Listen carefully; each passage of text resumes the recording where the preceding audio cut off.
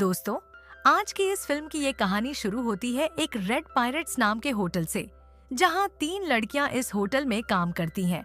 इन तीनों लड़कियां की आपस में गहरी दोस्त थी। इस होटल में खाना बनाने का काम लड़कों का था, लेकिन उसे ग्राहकों को परोसती लड़कियां थी, क्योंकि यहाँ खाने के साथ साथ ग्राहकों की जिस्मानी गर्मी शांत करने का भी खास ध्यान रखा जाता था। काले कपड़ों वाली का नाम जरीना, भूरे भूरे बालों वाली का नाम जूही और इस रंग बिरंगे मेकअप वाली का नाम मिक्की है। ये तीनों ही भला की बहुत खूबसूरत और जवान थी, इसलिए इन तीनों की गुफा में कुछ ज्यादा ही तूफान मचा रहता था। आज सुबह से जरीना एक मोटे आदमी से अपना पिछवाड़ा पिटवा रही थी, मगर उसे कुछ खास मजा नहीं आ रहा था। जिसके बाद वह गुस्से में आकर पहले तो उस मोटे आदमी को बहुत बुरा भला कहती है और फिर उसकी पिटाई कर देती है।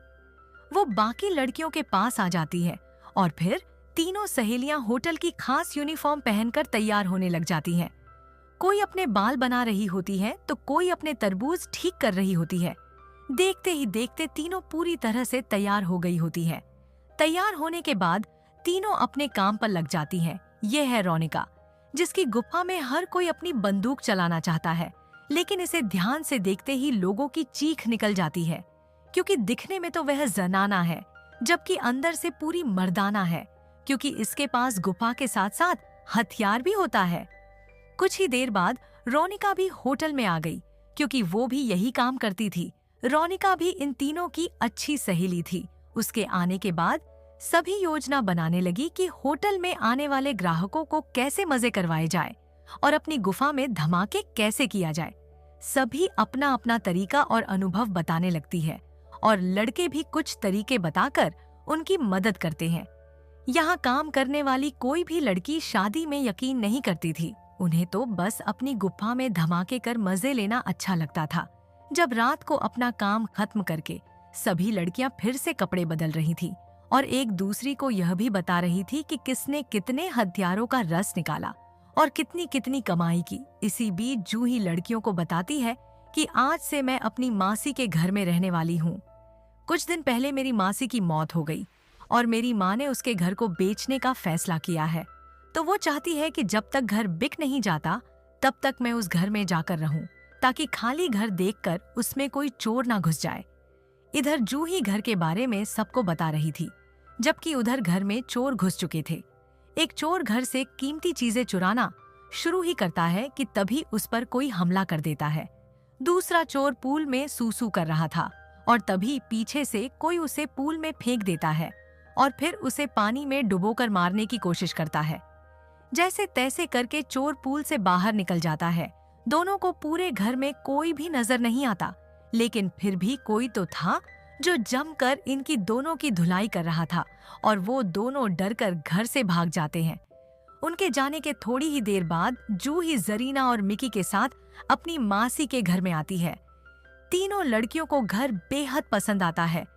तीनों घर भी देख रही थीं और दारू भी पी रही थी। इसी बीच उन्हें जूही की मासी की एक तस्वीर मिलती है, जिसमें एक लड़का भी था।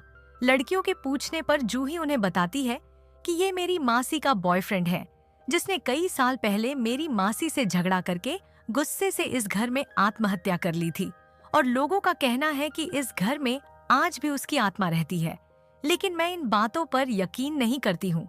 कुछ देर इसी तरह हंसी मजाक करने के बाद जरीना और मिकी जूही को यहाँ छोड़कर चली जाती है। अपने दोस्तों के चले जाने के बाद जूही अकेली ही दारू पीने लगती है। अचानक उसे ऐसा महसूस होता है कि जैसे किसी ने उसकी गुफा में उंगली कर दी हो, जबकि वहां जूही के अलावा कोई भी नहीं था। जूही को लगने लगा कि उसे दारू का कुछ ज्यादा ही नशा हो गया है, इसलिए वह सोने के लिए अपने कमरे में आ जाती है। रात को जब वो नींद में होती है तो कोई उसके कपड़े उतारकर उसकी गुफा में धमाके कर पानी निकलना पसंद करता है। जल्दी ही जूही सब समझ जाती है कि इस घर में सच में एक भूत है और उसी ने मेरी गुफा में धमाके कर मेरी गुफा की गर्मी शांत की है। वो जल्दी जल्दी अपने दोस्तों को इस बारे में बताती है, जिसके बाद वो भी अपने अपने लवर्स के साथ यहाँ आ जाती है। सभी लड़कियां इंसानों के साथ अपनी गुफा में धमाके करके पानी निकाल निकाल कर बोर हो चुकी थी, इसलिए अब वह लड़कियां भूत के साथ मजे करना चाहती थी। सभी लोग अपने अपने कमरे में सामान रखने लगते हैं और इसी बीच एक लड़का जूही के करीब आने की कोशिश करने लगता है, जो भूत को अच्छा नहीं लगता है और वो उसके सिर पर सामान फेंकने लग जाता है। यह भूत भी काफी प्यासा लग रहा था।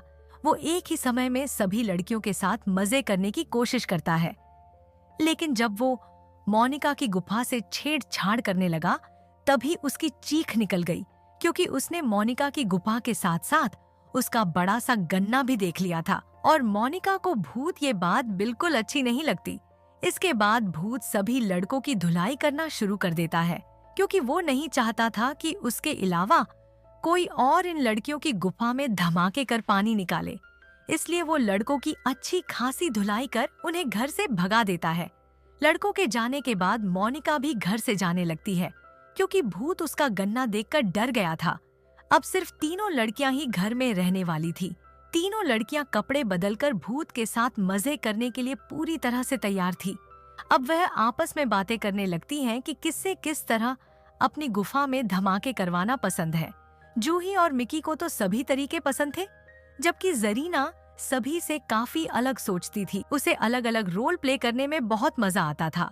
असल में तीनों लड़कियां अपनी बातों से भूत को बताना चाहती थी कि उन्हें क्या पसंद है और किस तरह से अपनी गुफा में धमाके करना चाहती है। सभी सुंदर सी ड्रेस पहनती है, जबकि जरीना एक खास ड्रेस पहनकर बिस्तर पर लेट गई थी। वो चाहती थी कि भूत उसे बांधकर पहले उसके पिछवाड़े की पिटाई करे और फिर जबरदस्ती उसकी गुफा में अपना गन्ना डाले। सबको तैयार देखकर भूत भी इतना गर्म हो जाता है कि वो जल्दी जल्दी तीनों लड़कियों को खुश करने में लग जाता है। आज काफी समय बाद जरीना को किसी ने इतना मजा दिया था, इसलिए वो बेहद खुश थी। ये भूत लड़कियों की हर जरूरत का ख्याल रख रहा होता है। वो मिकी को मेकअप करने में मदद करता है। रात को जरीना का पिछवाड़ा कुछ ज्यादा ही पिट गया था, इसलिए भूत ने उसके लिए दवाई का इंतजाम करके रखा था। लड़कियों को भूत ने इतना खुश कर दिया था कि अब तो वो रोज भूत के साथ मजे करने लगी थी। अब वह पूरा दिन होटल में काम करके बिताती और रात को भूत के साथ गन्ने के मजे लेती। धीरे धीरे प्यासे भूत वाली बात होटल में काम करने वाली सभी लड़कियों को पता चल जाती है।